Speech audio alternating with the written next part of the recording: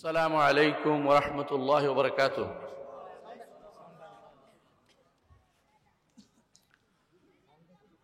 إن الحمد لله نحمده ونستعينه ونستغفره ونعوذ بالله من شرور أنفسنا ومن سيئات أعمالنا من يهده الله فلا مضل له ومن يضلل فلا هادي له وأشهد أن لا إله إلا الله وحده لا شريك له وأشهد أن محمدا عبده ورسوله أما بعد قال الله عز وجل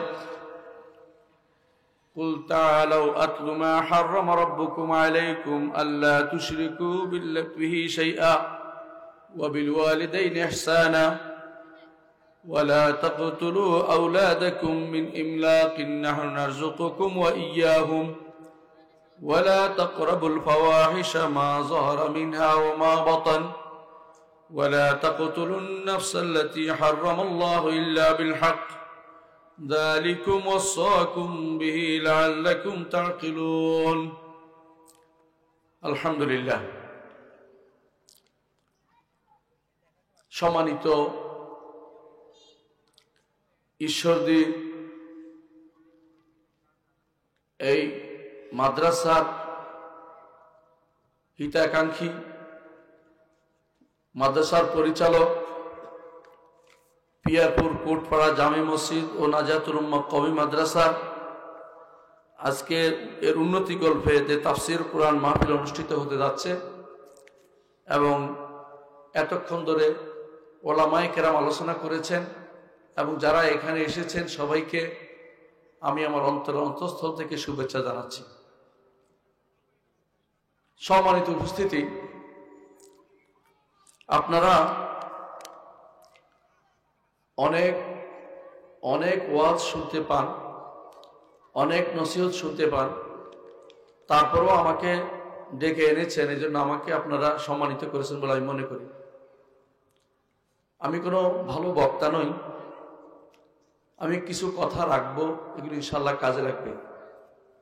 যে সমস্ত ভাইরা এখনো দাঁড়িয়ে আছেন অনুরোধ জানাবো একটু বসতে। আপনারা যারা আমাকে ডেকে এনেছেন, আমি মনে করি আল্লাহকে ভালোবেসেই আমাকে এখানে এনেছেন, আল্লাহর জন্য আমাকে ভালোবাসছেন। আল্লাহর জন্য ভালোবাসার পরিণতি অনেক ভালো।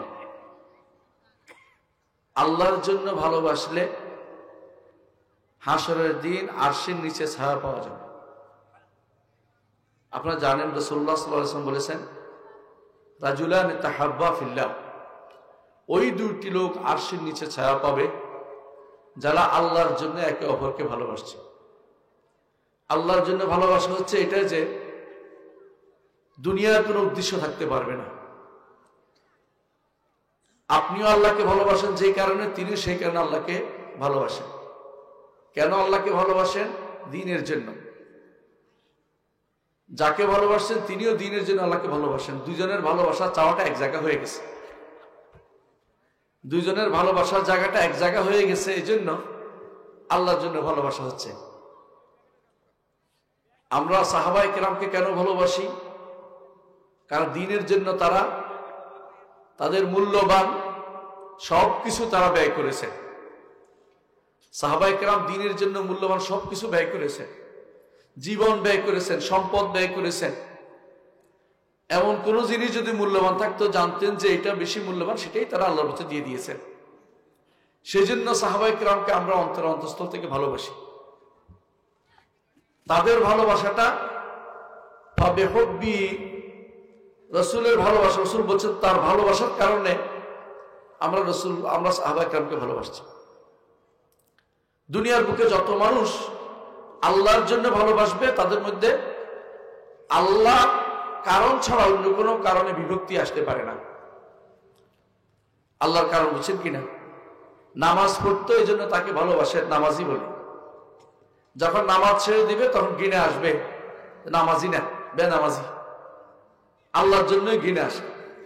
এই জন্য আল্লাহর জন্য ভালোবাসা, আল্লাহর জন্য ঘৃণা।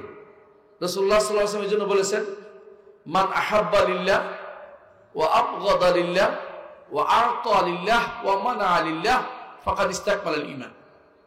যে কেউ আল্লাহর জন্য কাউকে ভালোবাসবে, আল্লাহর জন্য কাউকে ঘৃণা করে, অর্থাৎ যেহেতু আল্লাহ বিরোধী, আপনার কেউ ফেরাউনকে ভালোবাসেন না, আবু জাহালকে না, ঘৃণা করেন, আল্লাহর কারণে ঘৃণা করেন।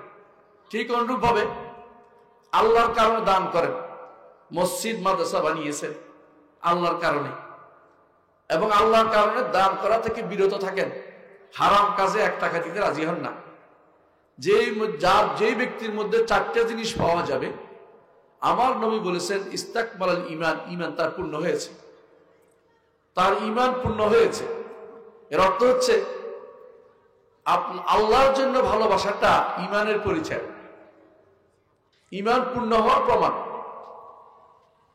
আজকে আমি এখানে আসার পর যে সমস্ত যুবকরা আমাকে আগলে ধরে এনেছে, আমি মনে করি আল্লাহর জন্য তারা আমাকে ভালোবাসে।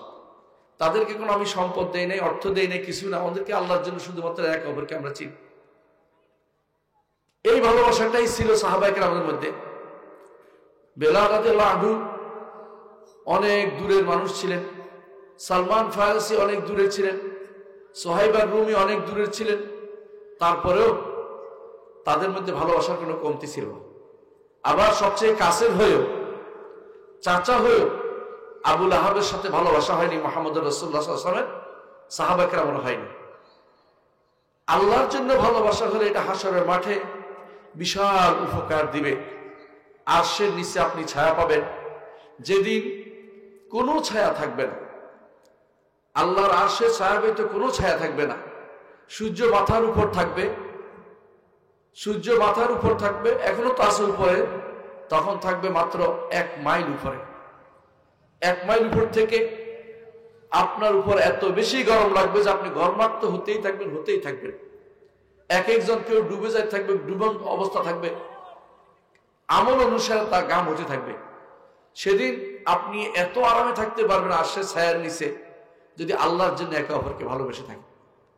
দুনিয়ার উদ্দেশ্য না, দুনিয়ার উদ্দেশ্য হচ্ছে ব্যবসায়িক কারণে ভালোবাসা হয়, রাজনৈতিক কারণে ভালোবাসা হয়, অর্থনৈতিক কারণে ভালোবাসা হয়, পারিবারিক কারণে ভালোবাসা হয়, সামাজিক কারণে ভালোবাসা হয়। এই সমস্ত ভালোবাসা আল্লাহর কাছে আখিরাতে মূল্যায়িত হবে না। আল্লাহর কাছে মূল্যায়ন হবে সেটাই একমাত্র আল্লাহর জন্য যে ভালোবাসাটা হবে। আল্লাহর জন্য ভালোবাসতে হলে ঈমান থাকতে হবে। ঈমান যদি না থাকে কারো, তাকে আল্লাহর জন্য ভালোবাসতে পারবেন না। প্রথম কাজ হবে যাকে আল্লাহর জন্য ভালোবাসবেন তার ঈমানটা আছে কিনা পরীক্ষা করবেন। আল্লাহর জন্য তাকে ভালোবেসে থাকেন, তার ঈমান বিরোধী কিছু হলে তাকে সাবধান করে আপনার দায়িত্বের ভিতরে পড়ে যায়।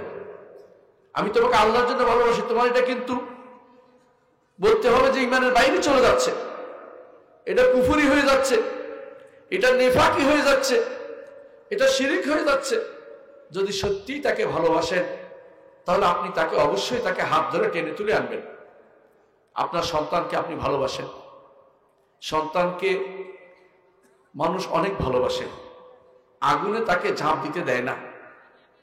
কিন্তু আপনি ভালো করে জানেন, কেউ যদি শিরিক করে, কেউ যদি কুফরি করে, কেউ যদি মুনাফিকি করে, তার চিরস্থায়ী আবাস হবে জাহান্নাম। সেখান থেকে কোনোদিনই বের হতে পারবে না, সেখানে তার শাস্তি চলতেই থাকবে, চিৎকার করতে থাকবে। চিৎকার কোনো মূল্য সেখানে মূল্যায়িত হবে না, তার কোনো চিৎকার কোনো মূল্য পাওয়া যাবে না। তাহলে আপনি দুনিয়া থাকতেই তাকে সাবধান করুন, দুনিয়া থাকতে তাকে হাত ধরে তুলে আনুন যে শিরিক করা যাবে না, কুফর করা যাবে না। দুনিয়া থাকতে তাকে গুনার কাজ থেকে উঠে আনুন, কারণ গুনার কাজ, শিরকের নিচে গুনাহগুলো একজন মানুষকে চিরস্থায়ী জাহান্নামী না করলেও জাহান্নামে যাওয়ার জন্য তাকে ধমকে দেয়া হয়েছে কোরআন ও হাদিসে। আল্লাহ যদি রহমত না করে এই ব্যক্তি পার পেতে পারবে না। আপনার চোখের সামনে দেখতে পাচ্ছেন কিছু লোক জাহান্নামের কীটের মতো আচরণ করছে, কিছু লোক হারাম খাচ্ছে, কিছু লোক কারোর উপর জুলুম করছে, কিছু লোক সম্পদ নিয়ে যাচ্ছে, কিছু লোক সরকারি সম্পত্তি আত্মসাৎ করছে। আপনি চুপ মেরে বসে আছেন, আপনি আসলে তাকে ভালোবাসেন নাই। তাকে ভালোবাসলে তাকে সাবধান করতেন, তাকে ভালোবাসলে তাকে বলতেন যে ভাই তোমার জন্য এই কাজটা তোমার জন্য শোভনীয় না। তাকে ভালোবাসলে তাকে নিয়ে মসজিদে যেতেন, তাকে ভালোবাসলে তাকে নিয়ে ক্লাবে যেতেন না, তাকে নিয়ে মসজিদে যেতেন, তাকে নিয়ে ওয়াজের মাহফিলে আসতেন। আপনি সত্যি সত্যি যদি কোনো তাকে আল্লাহর জন্য ভালোবেসে থাকেন, আপনার প্রতিটি কাজ হবে কিভাবে আমার ভাইয়ের কল্যাণকামী হই, আমার ভাইয়ের কল্যাণ কেমনে আমি চাই। সবচেয়ে বড় কল্যাণ হচ্ছে আপনার ভাইকে জাহান্নাম থেকে বাঁচানোর চেষ্টা কর। আল্লাহ তাআলা তার বান্দাদের প্রতি বেশি বেশি ভালোবাসা রাখেন বলে আল্লাহ তাআলা বেশি ভালোবাসেন বলে বলছেন, ইয়া আইয়ুহাল্লাযীনা আমানু কু আনফুসাকুম ওয়া আহলিকুম নারা, তোমরা তোমার নিজেদেরকে তোমাদের পরিবারকে জাহান্নাম থেকে বাঁচাও।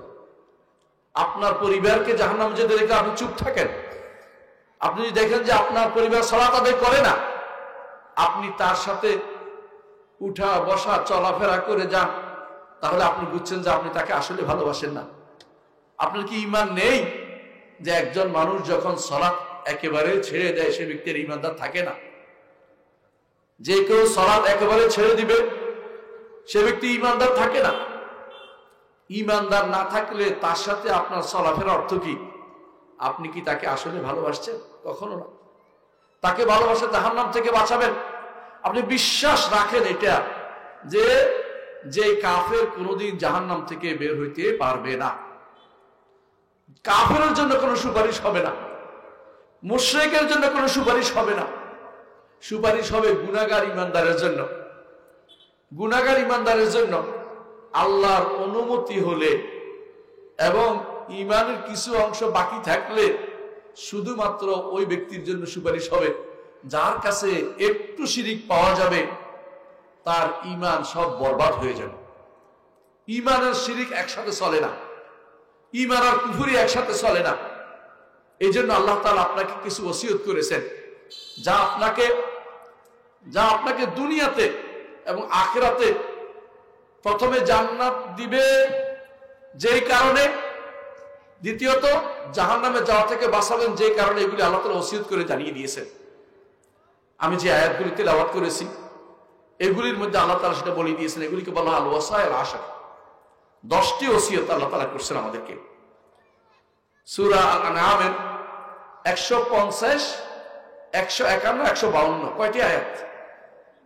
মাত্র 3টি আয়াতে আল্লাহ তাআলা আমাদেরকে 10টি ওসিয়ত করেছেন। এই 10টি ওসিয়ত এমন ওসিয়ত যে ওসিয়ত সম্পর্কে সাহাবায়ে কেরাম বলতেন, কেউ যদি দেখতে চায় এটা যে মুহাম্মদুর রাসূলুল্লাহ সাল্লাল্লাহু আলাইহি ওয়াসাল্লাম যার উপরে তার উম্মতকে ওসিয়ত করে গেছে, তাহলে এই 3টি আয়াত যেন পড়ে, এই 10টি ওসিয়ত যেন শুনে নেয়।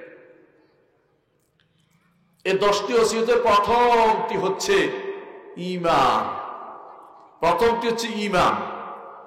ঈমান রক্ষা করতে হবে এবং শিরিক থেকে বাঁচতে হবে।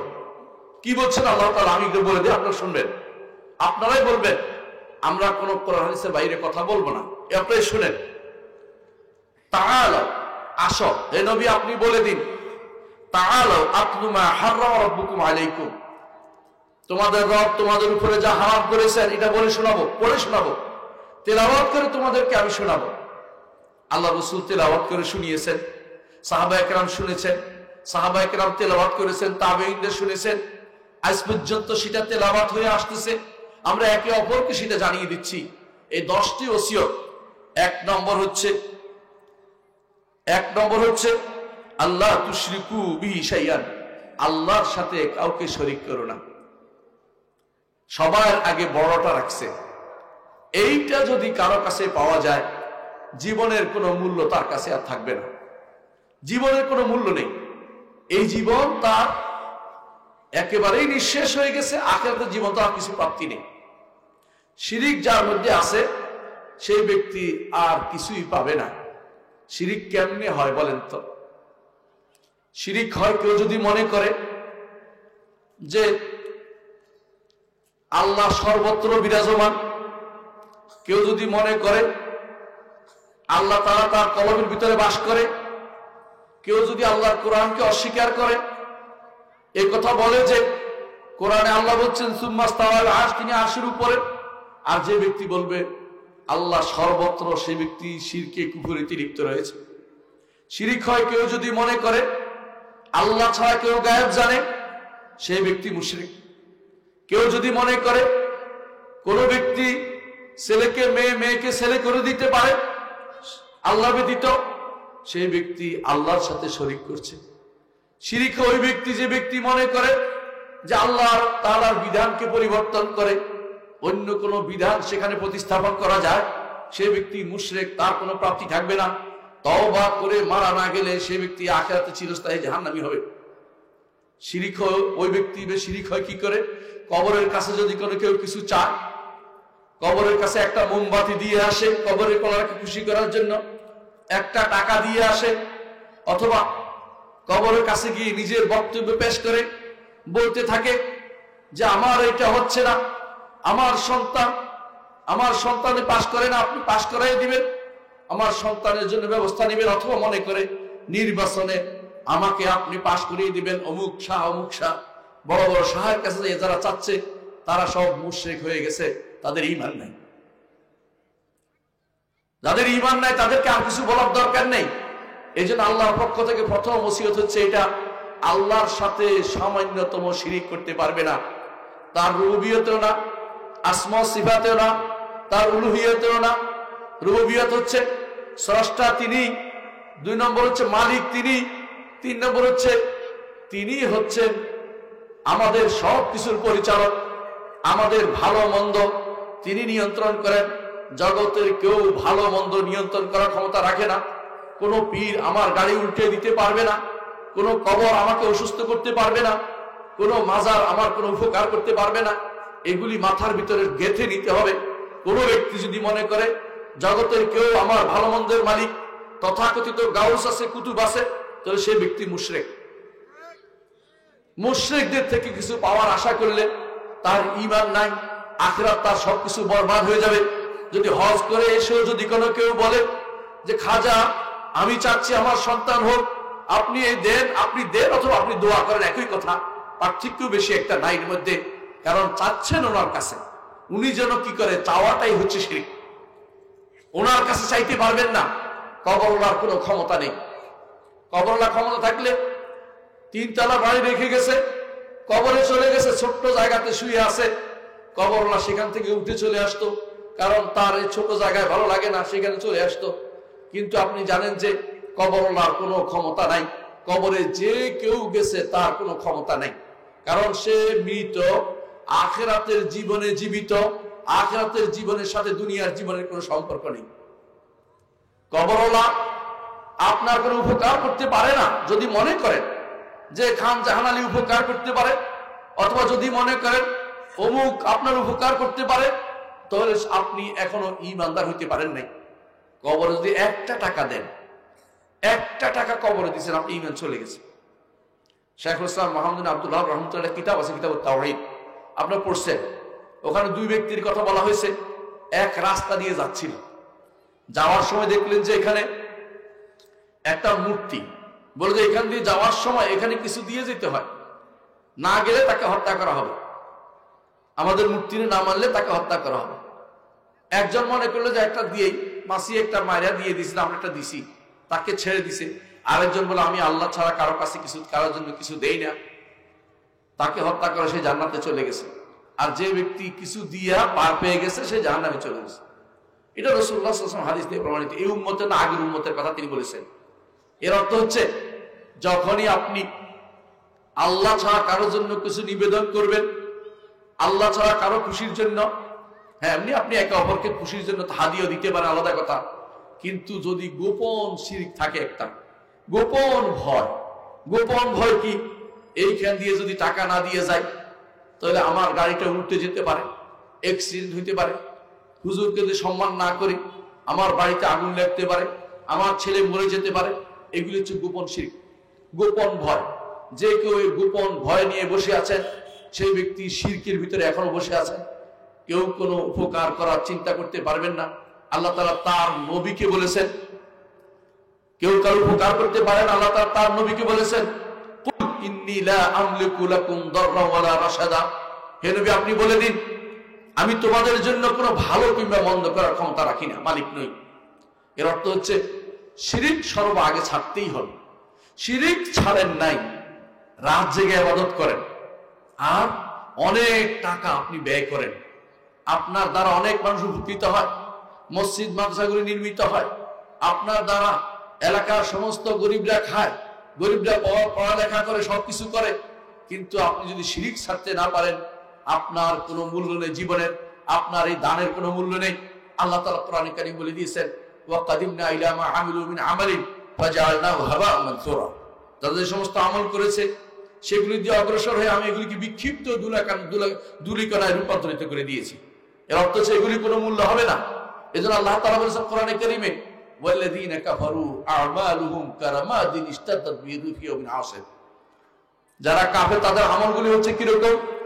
তাদের আমলগুলি হচ্ছে ঝঞ্ঝার বায়ুর দিনে কেউ যদি মনে করে যে মুষ্টির ভিতরে রাখা বালুগুলি রাখতে পারবে না, কারণ বালুগুলি বাতাসে উড়িয়ে নিয়ে যাবে, সেরকম তাদের এই আমলগুলি হচ্ছে গরম বালুর মতো, এগুলি হাতেও রাখতে পারবে না, কোথাও থাকতে পারবে না, উড়ে চলে যাবে। কারামাদিন ইশতাদ্দাত বিহি ফি ইয়াউমিন আসিফ, অর্থাৎ তাদের আমল বলতে কিছু থাকবে না। এই জন্য প্রথম ওসিয়ত হচ্ছে আল্লাহর সাথে কাউকে শরীক করা যাবে না। আসুন আমরা এর পরের গুলি শুনে নিই। এরপর আল্লাহ তাআলা বলছেন, ওয়া বিল ওয়ালিদাইনি ইহসানা, পিতা মাতার প্রতি সৎ ব্যবহার করতে হবে। দ্বিতীয় ওসিয়ত, পিতা মাতার প্রতি সৎ ব্যবহার এমন এক জিনিস আল্লাহ তাআলা তার সাথে ওয়াও দিয়ে এবং দিয়ে বলে দিয়েছেন, আনিশকুর লি ওয়া লিওয়ালিদাইকা, আমার শুকরিয়া আদায় করা, তোমার পিতা মাতার শুকরিয়া আদায় করা। এমনকি রাসূলুল্লাহ সাল্লাল্লাহু আলাইহি ওয়াসাল্লাম বলেছেন, পিতা মাতার হক কেউ আদায় করতে পারবে না যতক্ষণ পর্যন্ত না পিতা মাতাকে দাস হিসাবে বাজারে পেয়েছে, সেখান থেকে কিনে এনে মুক্ত করে দিয়েছে, এর আগ পর্যন্ত হক আদায়ের প্রশ্নই আসে না, হক আদায়ের প্রশ্নই আসে না। আব্দুল্লাহ ইবনে ওমর রাদিয়াল্লাহু আনহু তিনি একদিন দেখলেন এক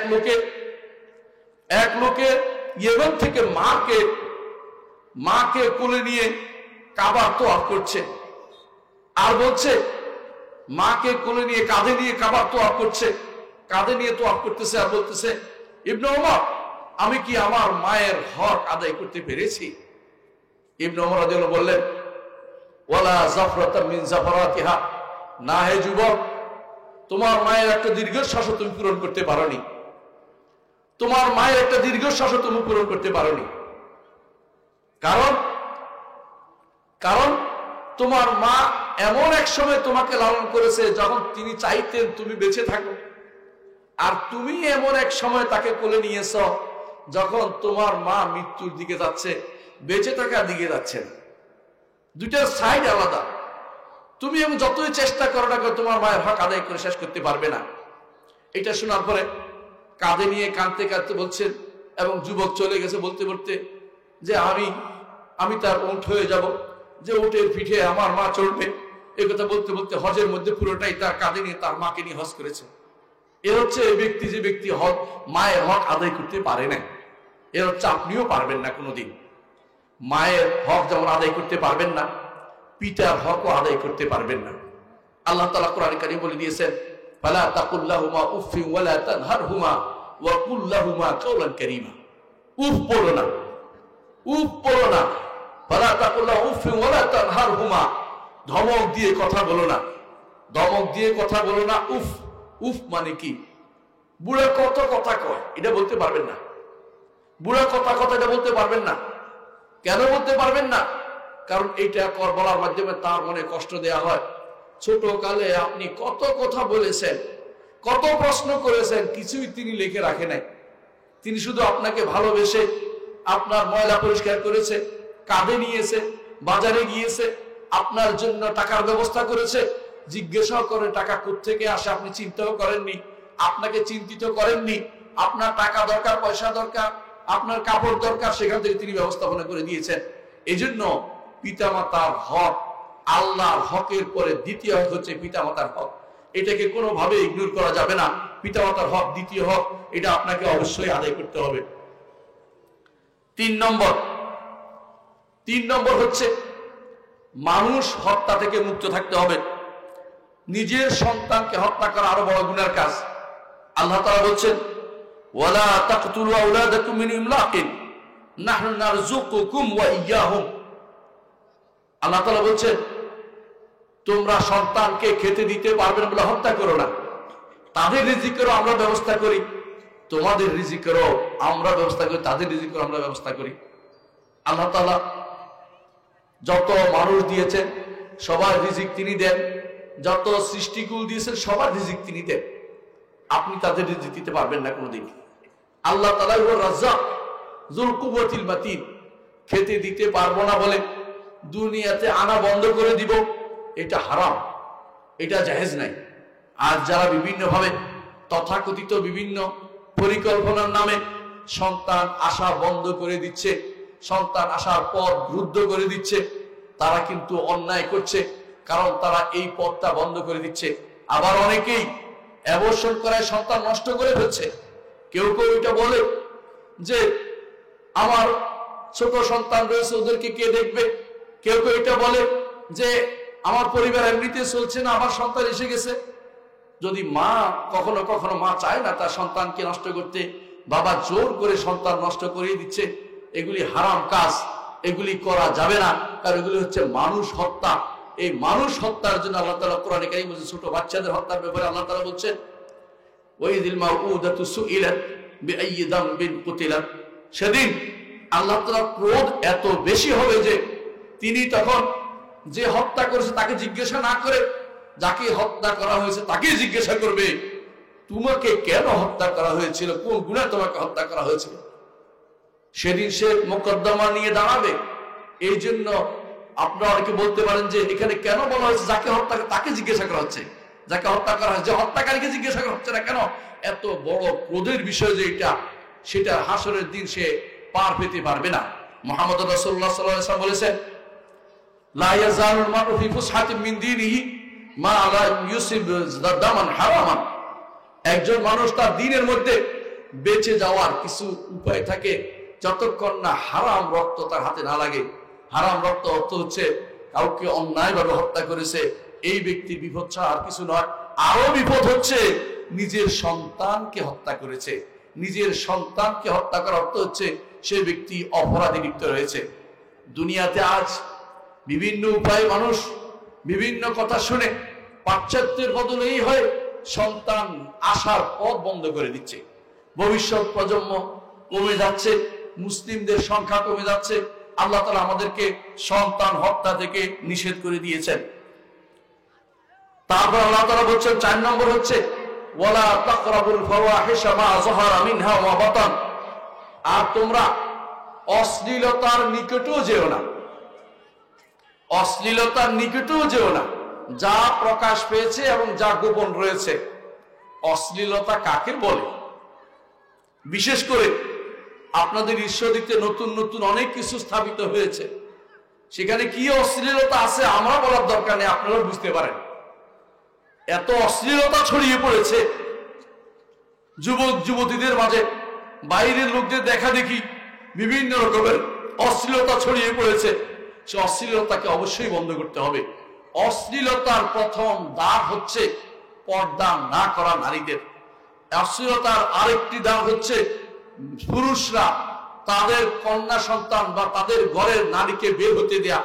এবং যারা মনে করে অন্যায় করছে করুক, কিছু না, তারা নিজেরা দায়ুস হয়ে যাচ্ছে। তারা ভুলে গেছে অশ্লীলতার কত প্রকার এখন আমরা দেখতে পাই। অশ্লীলতার প্রকারের মধ্যে এটাও আছে সমকামিতা। সমকামিতা একটি মহা অশ্লীলতা। একটি জাতিকে আল্লাহ তাআলা সমকামিতার কারণে উল্টে দিয়েছেন জমিনকে, এবং উল্টে দিয়েই আল্লাহ ক্ষান্ত হননি। আল্লাহ তাআলা বলেছেন আমতারনা আলাইহিম হিজারাতাম মিন সিজ্জিন, তাদের উপরে বড় পাথর আল্লাহ তাআলা উপর থেকে ফেলেছেন। সেই জায়গায় এখনো মানুষ দেখতে পায় যেটার নাম মৃত সাগর। মৃত সাগরে এখনো পর্যন্ত একটা মাছ দিলেও সেটা জীবিত থাকে না, কারণ আল্লাহর গজবের জায়গা। সেই জায়গায় এখনো মানুষ দেখছে, তারপরেও মানুষ সমকামিতার দিকে আহ্বান জানাচ্ছে। নাউজুবিল্লাহ। সমকামিতার আধুনিক রূপ হচ্ছে এলজিবিটিকিউ। এলজিবিটিকিউ বুঝছেন? অমুক মিন তমুক মিন নাম শুনেছেন না? কাইটা কুইটা ছেলে মেয়ে হয়েছে, ছেলে মেয়ে হলে কি গর্ভধারণ করতে পারবে? আচ্ছা একটু চিন্তা করেন, যদি ঈশ্বরদীবাসীরা সবাই যদি ছেলেগুলি মেয়ে, মেয়েগুলি ছেলে হয়ে যায়, আগামী 10 বছর পরে ঈশ্বরদীতে কোনো কিছু পাওয়া যাবে না। কতগুলি বুড়া মানুষ পাওয়া যাবে, হাইওয়ান জন্তুর মতো চলাফেরা করতেছে, এগুলি পাওয়া যাবে। পৃথিবী ধ্বংস করার জন্য এর চেয়ে নিকৃষ্টতম কাজ আল্লাহর দুনিয়াতে আর নেই। এটা সবচেয়ে নিকৃষ্ট কাজ। আল্লাহ তাআলা এজন্য বলছেন, মা সাবাকাকুম বিহা আহাদু মিনাল আলামিন, তোমাদের আগের জগতের কেউ এই কাজটি করেনি। আপনাদের এখানে আসার সময় একটা কলেজ দেখে আসছি, কলেজের মধ্যে যদি কোনো জায়গা বলে, আপনার মেয়ে যদি বলে আমি ছেলেদের ওখানে থাকবো, ছেলেদের হোস্টেলে থাকবো, কি অবস্থা হবে আপনি কি চিন্তা করে দেখেছেন? আবার যদি কোনো ছেলে যদি বলে মেয়েদের হোস্টেলে থাকবো, আপনি কি চিন্তা করেছেন কি সমস্যা? আইন বলতেছে আমাদের না, আলহামদুলিল্লাহ, বিদেশের আইন হচ্ছে যে ছেলে বলে তারে মেয়ে হইলেও ছেলে মনে করতে হইবে, তাকে ছেলের অধিকার থেকে বঞ্চিত করা যাবে না। কেউ যদি কোনো বলে ছেলে হইয়া বলে আমি মেয়ে, তাকে মেয়ে ট্রিট করতে হবে, মেয়ে যেখানে বলে সেখানে দিতে হবে, তাকে মেয়ের অধিকার থেকে বঞ্চিত করা যাবে না। এটাকে হাইওয়ানিয়ত, জীব জন্তুদের কর্ম এটা নাই, জীবের জন্তুরও এটা করে না, নিকৃষ্টতম জীবেরও এটা করে না। আজ এটা আপনাদের মধ্যে চলে আসছে, এটা হচ্ছে অশ্লীলতার একেবারে সর্বশেষ পর্যায়ে। জিনা ব্যভিচার এগুলি অশ্লীলতা, এগুলি হচ্ছে প্রকাশ্য অপ্রকাশ্য অশ্লীলতা। এই যে বিষয়, হাতের মুঠোর ভিতরে বসে আছেন সারা রাত ধরে, কোন কোন যুবকরা সারা রাত ধরে যেই দৃশ্যগুলি দেখে এবং যেই দৃশ্যগুলির কারণে এই যুবকরা পরবর্তীতে আর বিয়ে শাদী করার যোগ্যতা হারিয়ে ফেলে, ওরা এই অশ্লীলতার কারণে আজ ধ্বংস হয়ে যাচ্ছে। দুনিয়ার জায়গাতেই তারা কোয়ালিফাইড থেকে মানে তারা দূরে, আখিরাতের জায়গাতে আরো হেরে গেছে। এদের জন্য আখিরাতের শাস্তি আর শাস্তি অপেক্ষা করছে। মুহাম্মদুর রাসূলুল্লাহ সাল্লাল্লাহু আলাইহি ওয়াসাল্লাম আমাদেরকে জানিয়েছেন কিভাবে ব্যভিচারীর শাস্তি দেওয়া হবে, কিভাবে বর্তমানে শাস্তি দেওয়া হচ্ছে। ব্যভিচারীদেরকে এখনই শাস্তি দেওয়া হচ্ছে, মৃত্যুর পর থেকে তাদের শাস্তি শুরু হয়ে যায়। জুনা এবং জাওয়ানির ব্যাপারে ব্যভিচারী নারী পুরুষের শাস্তি মৃত্যু হওয়ার পর থেকে শুরু হয়ে যায়। মুহাম্মদুর রাসূলুল্লাহ সাল্লাল্লাহু আলাইহি ওয়াসাল্লাম আমাদেরকে জানিয়েছেন যে সাপনিক মেরাজে রাসূল গিয়েছিলেন, সে সাপনিক মেরাজের ঘটনার মধ্যে তা উল্লেখ আছে, শারীরিক মেরাজের ঘটনার মধ্যে নয়, সেটাও আমাদের জেনে রাখা দরকার। তাহলে 4 নম্বর হচ্ছে যে আমরা যেন অশ্লীলতার কাছেও না যাই। এটা হচ্ছে ওসিয়ত। অশ্লীলতার কাছেও যাওয়া যাবে না, অশ্লীলতার নিকটেও যাওয়া যাবে না। ঘরের মধ্যে যদি একটা বিরাট বাক্স থাকে, ঘরের মধ্যে যদি একটা বিরাট বাক্স থাকে, তাহলে এই বাক্সটা আপনাকে অশ্লীলতার দিকে নিয়ে যাবে। দয়া করে ঘর থেকে এই বাক্সটা ভেঙে ফেলে দিবেন, বিক্রিও করবেন না, কারণ বিক্রি করলে আরেক ঘরে গিয়ে সেটা অন্যায় দেখাবে, আপনি সেটার জন্য গুনাহগার হবেন। এই জন্য দোকানদার যদি কোনো এই বিরাট বাক্স বিক্রি করে, সে ব্যক্তি গুনার অধিকারী হবে। কেউ যদি জানে যে এখানে আমি ইন্টারনেট সংযোগ দিলে এরা সব হারাম দেখবে, তাহলে এই ব্যক্তিও গুনাহগার হবে। আর কেউ যদি না জানে, তাহলে সে আল্লাহর কাছে হয়তো মাপ পেয়ে যাবে। কিন্তু যারা জানে যে আমার থেকে নিয়ে এই লোকটি শুধু হারাম দেখবে, হারাম করে পরিচালিত হবে, তাহলে এই ব্যক্তির এই কর্ম হারাম হবে। এটা আমাদের দেশে এখনো আছে, অনেকে ব্যবসায়ী করতেছে এটা, যে আমি সংযোগ দিয়ে দিয়ে মানুষের থেকে টাকা রোজগার করছি, ওই টাকা হারাম ছাড়া কিছু নয়, কারণ অশ্লীলতাকে ছড়িয়ে দেওয়া হচ্ছে। আল্লাহ তাআলা এরপরে বলেছেন, ওয়ালা তাকতুলুন নাফসাল্লাতী হারামাল্লাহু ইল্লা বিল হক। আল্লাহ তাআলা যেগুলিকে যথাযথভাবে হত্যার নির্দেশনা দিয়েছেন, শাসকের মাধ্যমে যদি সেগুলি হত্যা হয় সেগুলি আলাদা কথা, কিন্তু এর বাইরে কাউকে হত্যা করার অনুমতি আল্লাহ তাআলা দেন নাই। কাদেরকে হত্যা করার অনুমতি দিয়েছেন? যদি কোনো বিবাহিত ব্যক্তি, যদি কোনো বিবাহিত নারী বা পুরুষ জিনা করে, তাকে হত্যা করার নির্দেশনা দেওয়া হয়েছে। যদি কেউ বিনা কারণে একে অপরকে হত্যা করে ফেলে, কিসাস না, তার উপরে কিসাস ফরজ করা হয়েছে। এবং যদি কেউ দিন থেকে চলে যায়, দিন থেকে ইসলাম থেকে বেরিয়ে যায়, তাকেও হত্যা করার ঘোষণা ইসলাম দিয়েছে। তবে এগুলি বাস্তবায়ন করবে রাষ্ট্র এবং সরকার, কোন ব্যক্তি সেগুলি বাস্তবায়ন করবে না। এগুলির বাইরে আপনার সাথে কথা কাটাকাটি চলছে, অথবা জমি নিয়ে ঝগড়া হচ্ছে, তাকে দিলেন এক কোপ, টাকা নিয়ে ঝগড়া হচ্ছে, তাকে মারি ফেললেন, এগুলিকে বলে হত্যা করা, এই হত্যার কারণে হাসরের দিন এই লোক তিনটা তার মাথা নিয়ে আসবে এবং বলে, ইয়া রব সাল হাযা লিমা কাতালানি, আল্লাহকে জিজ্ঞাসা করুন কেন আমাকে হত্যা করেছে। একটা হত্যার সাথে তিনটা হক জড়িত, ব্যক্তির বেঁচে থাকার হক, তার সন্তানের হক এবং আল্লাহর হক। আল্লাহর বান্দাকে আপনি হত্যা করেছেন, সেই জন্য এই তিনটির কারণে হাসরের দিন রাসূলুল্লাহ সাল্লাল্লাহু আলাইহি ওয়াসাল্লাম বলেছেন, বান্দার হকের মধ্যে প্রথম প্রশ্ন করা হবে, এই হত্যা সংক্রান্ত বিচার প্রথম করা হবে। আল্লাহর হকের মধ্যে প্রথম বিচার করা হবে সালাতের, হিসাব নেওয়া হবে সালাতের প্রথম। যদি ঈমানদারের এগুলি হিসাব হবে, আর যদি কাফের হয় তার শাস্তি সোজা জাহান্নামের দিকে তাকে পাঠিয়ে দেওয়া হবে। হিসাব নিকেশের পরে তার শাস্তিতে সামান্যতম কমতি হবে না। লা ইউখাফফাফু আনহুমুল আযাব ওয়ালা হুম ইউনজারুন, অপেক্ষমানা থাকবে না। এই সময়, যে সময় তারা হাসরের মাঠে থাকবে, কম আযাব হতে পারে, সেজন্য তাড়াতাড়ি তাদেরকে জাহান্নামে তাদেরকে প্রেরণ করা হবে।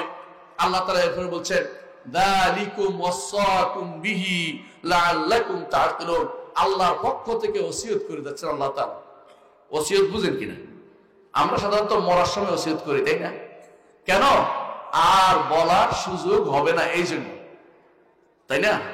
ছেলেকে বলে যান, দেখাশোনা করিস তোর মায়ের, তোর ভাইকে দেখাশোনা করিস, তুই এটা করিস, ওসিয়ত করে কারণ শেষ কথা বলে যান। আল্লাহ তাআলা আমাদেরকে কোরআনে বাণী, শেষ বাণী দিয়েছেন, লাস্ট টেস্টামেন্ট দিয়েছেন, এরপরে আর কোনো কিতাব আসবে না। এই জন্য তিনি এই কোরআনে ওসিয়ত করে দিচ্ছেন আমাদেরকে, আল্লাহর ওসিয়ত গ্রহণ করতে হবে। আল্লাহর ওসিয়ত হচ্ছে এটা যে এই কাজগুলি একটাও করা যাবে না। এরপর আল্লাহ তাআলা বলছেন, ওয়ালা তাকরাবু মালাল ইয়াতীমি ইল্লা বিল্লাতী হিয়া আহসান হাত্তা ইয়াবলুগা আশুদ্দাহ, ইয়তীমের সম্পদের দিকে তোমরা অগ্রণী হইও না, এতিমের সম্পদের কাছে যেও না। তবে যদি করে এতিমের সম্পদকে ব্যবসা করে বাড়িয়ে তুলতে পারো, ভালো কাজের জন্য সেটা করতে পারো, কিন্তু এতিমের সম্পদ খাওয়ার চিন্তা করে তাদের দিকে হাত বাড়িও না। আজ দুর্বল মানুষকে অনেকে বিনষ্ট করে দিচ্ছে, দুর্বলকে অনেকে নষ্ট করে দিচ্ছে, এতিমকে অনেকে হক ব্যাপারে গুরুত্ব দিচ্ছে না। এতিমের ব্যাপারেও গুরুত্ব দিতে হবে, আল্লাহ তাআলা সেটা আমাদেরকে জানিয়েছেন। আল্লাহ তাআলা আরো বলছেন, ওয়া আউফুল কাইলা ওয়াল মিজানা বিল কিসত, বাজারে গেলে ওজনের ব্যাপারটা যেন ঠিক থাকে, লেনদেনের মধ্যে কিরকম হবে আপনার লেনদেন যেন যথাযথ হয়।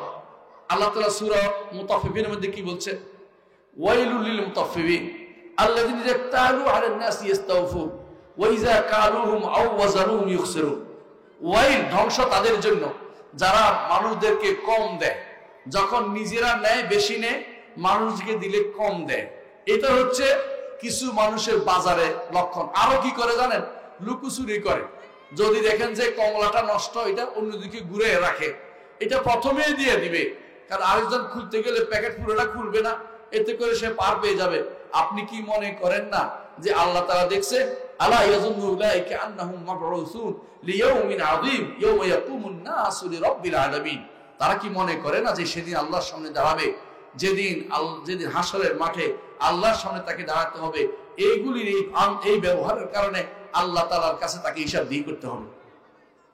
এর বিপরীতে মুহাম্মদুর রাসূলুল্লাহ সাল্লাল্লাহু আলাইহি ওয়াসাল্লাম বলেছেন, বহন করেন, ওয়া তুইনু আলা নওয়াইবিল হক, এবং আর যে হক নষ্ট হয়েছে তার পিছনে যখন হকটা ঠিক করে দেওয়ার জন্য, ওয়া তাকসিবুল মাদুম, যার কিছু নাই তার জন্য আপনি মানুষের জন্য মানুষের কাছে কাজ করে তাকে খাওয়ান। এই হচ্ছে মুহাম্মদুর রাসূলুল্লাহ সাল্লাল্লাহু আলাইহি ওয়াসাল্লাম নবুয়তের পূর্বের চরিত্র, যেই কারণে আরবের লোকেরা তাকে ভালোবাসছে, তাকে সত্যবাদী বলে জানতো এবং তাকে আমিন বলতো। এই কারণে যে তিনি আসলে লেনদেনের ক্ষেত্রে সেরা ছিলেন। লেনদেনের মাধ্যমে প্রমাণিত হবে একজন মানুষের আসল চরিত্র, সে আসলে কতটুকু ভালোবাসে আল্লাহকে, সেটা প্রমাণিত হবে। এবং এইটার মাধ্যমে একজন মানুষকে চিনতে পারবেন, শুধু ইবাদত দিয়ে চিনতে পারবেন না। শুধু ইবাদত দিয়ে মানুষকে চিনা যায় না। লেনদেন কত ভালো হবে সেটার উপর নির্ভর করবে যে তাকে ভালো করে চিনা যাবে, যে সেটা আসলে কত ভালো মানুষ, সেটা সেভাবে দেখা যাবে। এই জন্য আল্লাহ তাআলা বলছেন যে লেনদেন যেন সুন্দর হয়, লেনদেন যেন তোমার সুন্দর হয়। তারপর আল্লাহ তাআলা বলছেন, ওয়া ইযা কুলতুম ফাআদিলু, যখন তোমরা কথা বলবে ইনসাফের সাথে কথা বলবে। আরেকটি ওসিয়ত, কথা বললে ইনসাফের সাথে কথা বলবে। যদিও তোমার আত্মীয়ের বিরুদ্ধে যায়, নিজের বিরুদ্ধে গেলেও, অন্য তাকে আল্লাহ তাআলা বলেছেন নিজের বিরুদ্ধে গেলেও ইনসাফের কথা বলবে। ওয়া বিআহদিল্লাহি আউফু, আর তোমরা 9 নম্বর হচ্ছে আল্লাহর সাথে কৃত অঙ্গীকার পূরণ করো। আল্লাহর সাথে কি অঙ্গীকার করছি আমরা, মনে আছে তো? আলাস্তু বিরাব্বিকুম ক্বালু বালা। আমাদের অঙ্গীকার ছিল এটা যে আল্লাহকে রব মানবো, আল্লাহরই ইবাদত করব। কিন্তু আমরা দেশে এসে সব ভুলে গেছি। দুনিয়ার যত অঙ্গীকার সব আমরা আমানতের খেয়ানত করছি, ওয়াদাকে ভঙ্গ করছি। এগুলি সবই আল্লাহর সাথে কৃত ওয়াদা যেমন ভঙ্গ করে, মানুষের সাথে কৃত ওয়াদা মানুষ ভঙ্গ করছে। এগুলি কি আল্লাহ তাআলা নিষেধ করেছে? এগুলি করা যাবে না। আল্লাহ তাআলা বলছেন যালিকুম ওয়াসাকুম বিহি লাআল্লাকুম তাযাক্কারুন। এই ওসিয়তগুলি করছে যাতে তোমরা স্মরণ করো। কি স্মরণ করো? আল্লাহর বিধিবিধানকে স্মরণ করো। তিনি কি কি ওসিয়ত দিচ্ছেন সেগুলি আমরা যেন স্মরণ করে চলতে পারি। এই 9টি ওসিয়তের পরে আল্লাহ তাআলা বলছেন ওয়া আন্না হাযা সিরাতী মুস্তাকিমা ফাত্তাবিউহু ওয়া লা তাত্তাবিউস সুবুলা ফাতাফাররাকা বিকুম আন সাবিলিহি যালিকুম ওয়াসাকুম বিহি লাআল্লাকুম তাত্তাকুন। সর্বশেষ ওসিয়ত 10 নম্বর ওসিয়ত। 10 নম্বর ওসিয়তটা খুবই গুরুত্বপূর্ণ। কেন দেখাচ্ছি। প্রথমে কি বলছে? শিরিক বন্ধ করতে। তারপরে যেগুলি বলছে সবগুলি কিন্তু কবিরা গুনাহ, বুঝছেন তো? এর অর্থ হলো শিরিক করলে ঈমান শেষ, কবিরা গুনাহ করলে ঈমান কমে। কবিরা গুনাহ করলে ঈমান কমে, একসময় শেষ হইতে পারে কখনো কখনো। যদি হালাল মনে করে ঈমান শেষ হয়ে যাবে কবিরা গুনাহকে হালাল মনে করলে। কিন্তু কিছু মানুষ ধরে শিরিক করে না, কবিরা গুনাহ থেকে দূরে থাকে, কিন্তু বেদাত করে। কিন্তু কি করে? বেদাত করে। ওই ব্যক্তিদেরকে সাবধান করার জন্য সবশেষে আল্লাহ তাআলা মহা ওসিয়তটি দিচ্ছেন যে আমার এই পথ, ইন্না হাযা সিরাতী মুস্তাকিমান, আমার এই পথ সোজা পথ, ফাত্তাবিউ, এগুলো অনুসরণ করো। ওয়ালা তাত্তাবিউস সুবুলা, এদিক সেদিকের পথ নিও না, এদিক সেদিকের কোনো পথ তোমরা গ্রহণ করবে না। এইটা তোমাদের জন্য ওসিয়ত, যাতে তোমরা তাকওয়ার অধিকারী হতে পারো। এই সর্বশেষ বিষয়টা নিয়ে একটু আলোচনা করব। কিভাবে, কোনটাকে আল্লাহর পথ বলেছে? আল্লাহর পথ কোনটা? আন্না হাযা সিরাতী মুস্তাকিমা, আল্লাহর পথ কোনটা? আল্লাহর পথ হচ্ছে যেই পথে মুহাম্মদুর রাসূলুল্লাহ সাল্লাল্লাহু আলাইহি ওয়াসাল্লাম ছিলেন, যেই পথে সাহাবায়ে কেরাম ছিলেন, যেই পথে সালাফরা চলে গেছেন, যেই পথটা সালাফি পথ, যেই পথটা সালফে সালেহিনের পথ। এই পথটা হচ্ছে আল্লাহর পথ। এই পথে গেছেন ইমামরা, হাদিসের ইমামরা, ফিকহের ইমামরা, এই পথে গেছেন মুহাদ্দিসিনরা। এই পথে যারা গেছেন তাদেরকে আমরা ইমাম বলে জানি, তাদেরকে আমরা ইমাম বলি। ওই পথটাকে অনুসরণ করতে হবে, যেই পথের ব্যাপারে আল্লাহ তাআলা বলছেন সিরাতাল্লাযীনা আন'আমতা আলাইহিম মিনান নাবিয়্যিনা ওয়াস-সিদ্দীকিনা ওয়াশ-শুহাদা'i ওয়াস-সালিহিন। চার গোষ্ঠী। 1 নম্বর হচ্ছে নবীদের পথ, সিদ্দিকদের পথ, শহীদদের পথ, নেককারদের পথ। এই পথের মধ্যে থাকতে হবে। উম্মতের মধ্যে মুহাম্মদুর রাসূলুল্লাহ নবী, উম্মতের মধ্যে শ্রেষ্ঠ হচ্ছেন আবু বকর রাদিয়াল্লাহু আনহু। তিনি হচ্ছেন কি? সিদ্দিক। আর কারো ব্যাপারে সিদ্দিকের ঘোষণা আসে নাই, বুঝছেন তো? অনুসরণ করতে হলে আবু বকরের পথ দ্বিতীয় পথ, মুহাম্মদুর রাসূলুল্লাহ সাল্লাল্লাহু আলাইহি ওয়াসাল্লাম অনুসরণের পরে আলাদা কোনো পথ নয়। একই পথের প্রতীক হচ্ছেন আবু বকর রাদিয়াল্লাহু আনহু।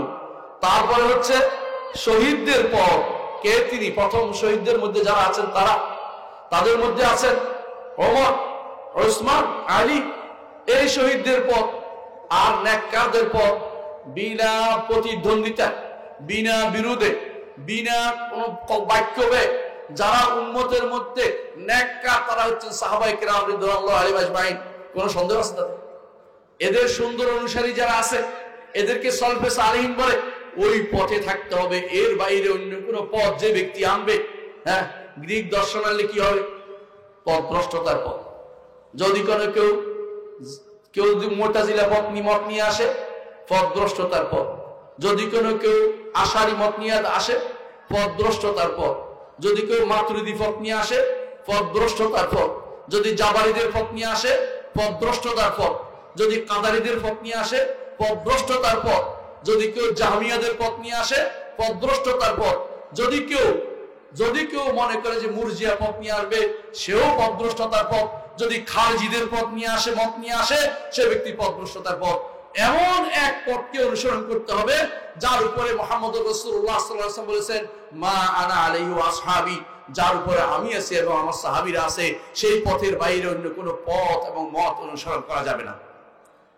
এটাই হচ্ছে আন্না হাযা সিরাতি মুস্তাকিমান, আমার পথ হচ্ছে এই সরল সঠিক পথ। রাসূলুল্লাহ সাল্লাল্লাহু আলাইহি ওয়াসাল্লাম একদিন তিনি লম্বা একটা রেখা আঁকলেন। রেখা আঁকছেন, বুঝেন তো, দাগ দিছেন। তারপর দুই পাশে অনেকগুলো রেখা আঁকলেন। এরপর তিনি বললেন, এ হচ্ছে আল্লাহর পথ, এ হচ্ছে সাবিলুল্লাহ, আল্লাহর পথ, যে পথে আমি এবং আমার অনুসারীরা আছি। কুল হাযিহি সাবিলি আদউ ইলাল্লাহি আনা ওয়া মান ইত্তাবা'আনি, হাযিহি সাবিলি, আমার পথ, আল্লাহর পথ এটা। আদউ ইলাল্লাহ, আল্লাহর দিকে ডাকি আমি এবং আমার অনুসারীরা। রাসূলের অনুসারী কারা? সাহাবায়ে কেরাম, তাবেঈনরা, ইমামরা। এর বাইরে যদি আপনার ইমাম হয় বিল ক্লিনটন, আপনার ইমাম হয় যদি কোনো আব্রাহাম লিঙ্কন, আপনার ইমাম হয় যদি মাও সেতু, আপনার ইমাম হয় যদি কোনো লেনিন, আপনার ইমাম হয় যদি কোনো অমুক খানের তমুক খানের ব্যক্তি, হ্যাঁ, তাহলে আপনি কিন্তু আল্লাহ এবং তার রাসূলের পথে আপনি থাকেননি। যাদের অনুসরণের কথা বলা, তাদের পথে চলেননি। আপনি যাদেরকে আল্লাহ তাআলা বলছেন ইহদিনাস সিরাতাল মুস্তাকিম, আমাকে সরল পথটিতে আপনি রাখুন, সিরাতাল লাযিনা আন'আমতা আলাইহিম, ওই পথটিতে যাদের উপর আপনি নিয়ামত দিয়েছেন। কারা সেটা? নবিয়্যিন, সিদ্দিকিন, শুহাদা, সালিহিন। ওই পথে আপনি থাকতে পারেননি। আপনি যদি মনে করেন এই নবীদের পথে থাকবেন, সিদ্দিকদের পথে থাকবেন, শহীদদের পথে থাকবেন, তাহলে আপনি হেদায়েতের পথে থাকতে পারবেন। আল্লাহ তাআলা যে নির্দেশ দিয়েছেন, ওয়া আন্না হাযা সিরাতি, এ হচ্ছে আমার পথ, এ হচ্ছে আমার পথ, সিরাতি মুস্তাকিম, আর এই পথে কোনো বাঁকা টাকা নেই, বাঁকা কোনো পথ নয়। আল্লাহর পথ একদম সোজা। আল্লাহর পথকে ধরে রাখতে হবে, দৃঢ় পথে ধরে রাখতে হবে, এদিক সেদিক কোনো যাওয়া যাবে না। মুহাম্মদ রাসূলুল্লাহ সাল্লাল্লাহু আলাইহি ওয়াসাল্লাম তখন বললেন, এ হচ্ছে আল্লাহর পথ। এর পাশে যে সমস্ত রেখাগুলি দেখা যাচ্ছে, এগুলি হচ্ছে শয়তানের পথ। কার পথ? শয়তানের পথ। এগুলি হচ্ছে সুবুল, অর্থাৎ অনেক পথ।